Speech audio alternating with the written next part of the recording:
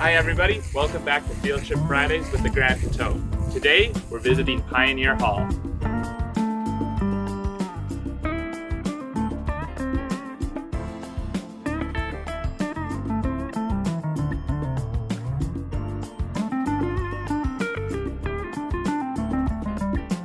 Welcome to Pioneer Hall. My name's Deb, and I'm a fourth generation from this community. Pioneer Hall was built in 1921 through the efforts of a local ladies organization from 1916 called the Burns Homemakers Club. So from those families, we have Chambers, Block, Wensley, Hesh, Beitzauer, Gardner, Meyer, Jurdot, Old, Dick, and O'Connor. The women decided that for the war efforts, they were going to help the families that had gone to war. And a year or so later, they decided that it was time to have a community hall. The church is about 1.5 miles away. There was 2 schools in the neighborhood and a post office. This was a thriving community. So the hall was the finishing touch. Not many halls in the rural communities have running water. And these were recently all redone. The floors, new toilets, there's new sinks, and we are really proud of this. You can see, here's kind of a wall history of our team sports, and this was my uncle, not a very tall man, but he was athletic. So come back here, this is Gerald Hufford. He is on our committee, and his family was a homesteader too, also from here, and is still farming in the area. So Gerald, take us through the sports. I played on the hockey team and I played on the ball teams. We won the commercial hockey league in 3 years in a row, from 68 to 71.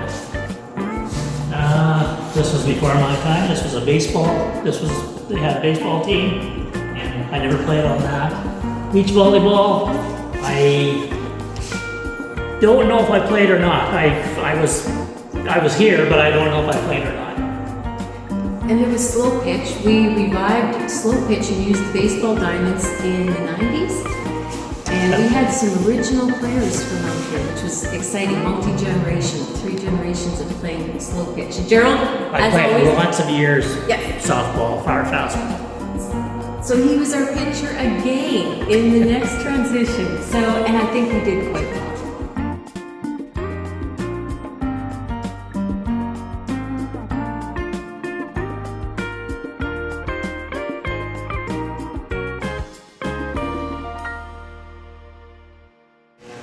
Many people came by horses, carriages, walked in the winter. This was the hub. So within about 5 miles, this was your center. You did not have to go to town. Everybody was self-sufficient. Everybody had their own blacksmith.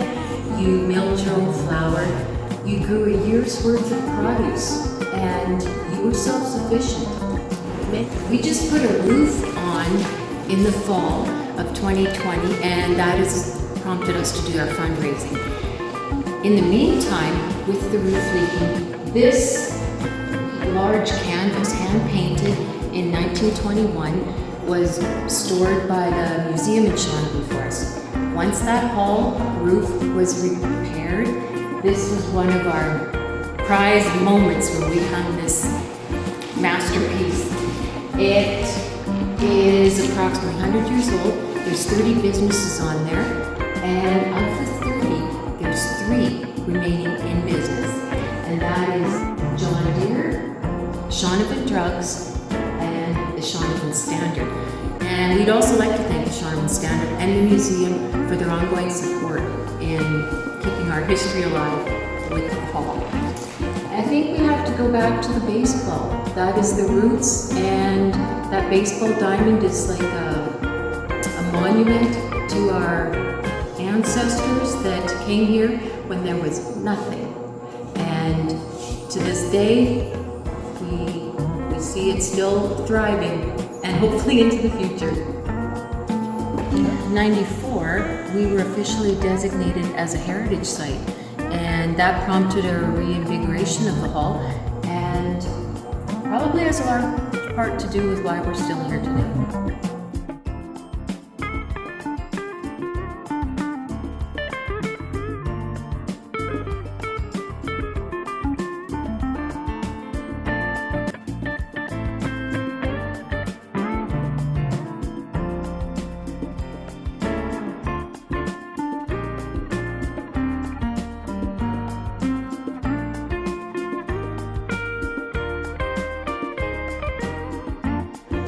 Thanks everybody for watching, and we'll see you next week.